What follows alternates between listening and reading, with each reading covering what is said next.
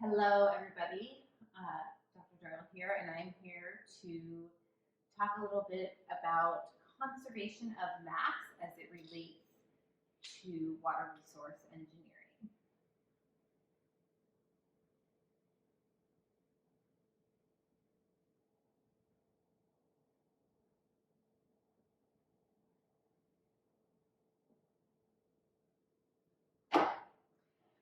Conservation of mass, I'm sure you've all already learned about many times in lots of different classes, and you will probably learn about it in the context of environmental engineering this quarter. And so this definition should not really surprise you that conservation of mass is the mass entering a system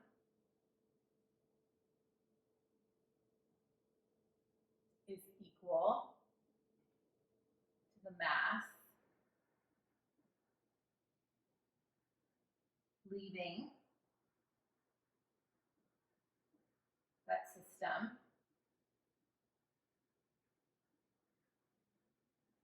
plus or minus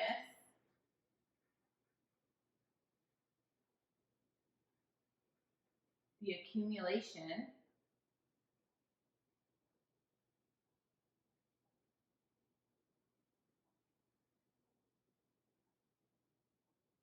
of mass, and we call this accumulation of mass storage within the system.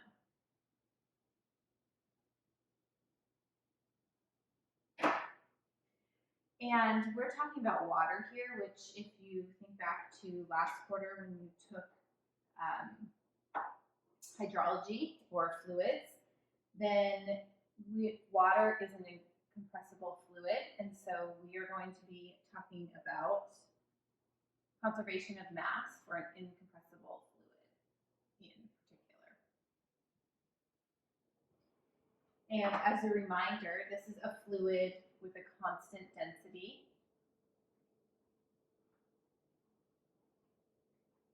Water does not always have a constant density. It does change with temperature, but usually within the systems that we're interested in, water resources, the change in density is negligible.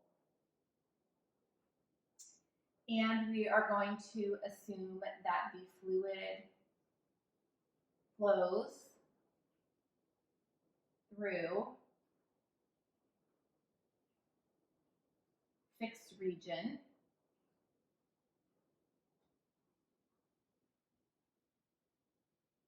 we call this control volume.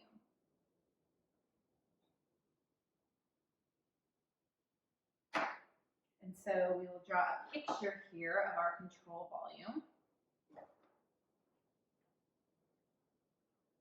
This is my control volume, which I'll call CV. And it has, for some particular time, a storage, which I'll call S of T. And then it has inflows coming in, I of T, and outflows going out. And again, we're interested in this change with respect to time. And so we can write that as an equation.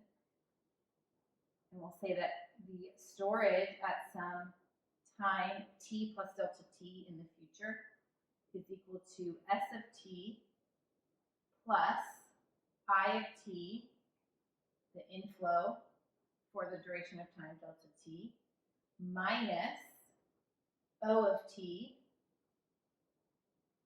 times delta t, the outflow. And real quick here, the units on this is a volume, so it's cubic feet. My storage is still the volume, cubic feet.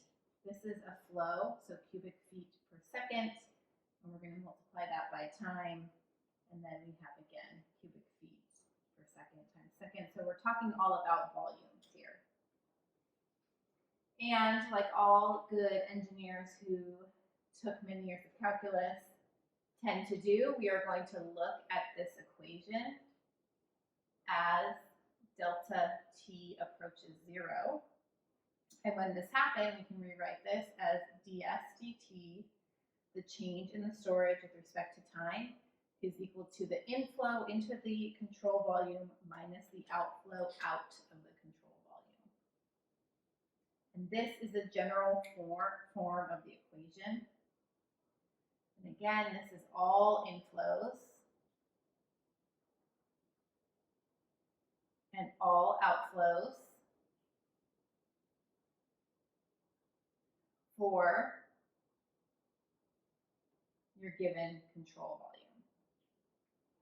And so the first thing that we're going to do here this quarter is think about our control volume and trying to define our control volume and looking closely at all my inflows and outflows for a given control volume so that we can apply this equation.